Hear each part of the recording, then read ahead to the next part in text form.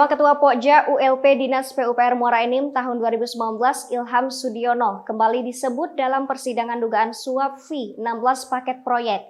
Kasus ini menjerat 10 anggota DPRD Kota Muara Enim.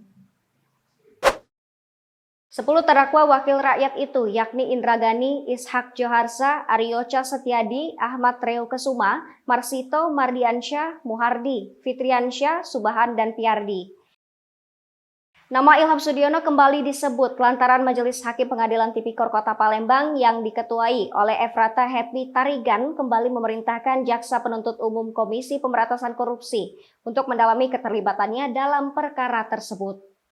Mendengar perintah dari Majelis Hakim tersebut, tim Jaksa KPK yakni Ricky B. Magas menjelaskan bahwa nama Ilham Sudiono memang sering disebut-sebut dalam persidangan dari awal perkara tersebut berjalan.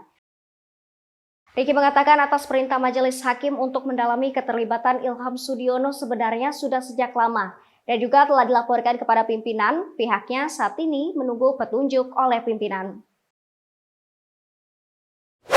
Disinggung terkait perkembangan penyidikan terhadap 15 tersangka DPRD lainnya, Ricky menjelaskan masih dalam proses pemberkasan dakwaan.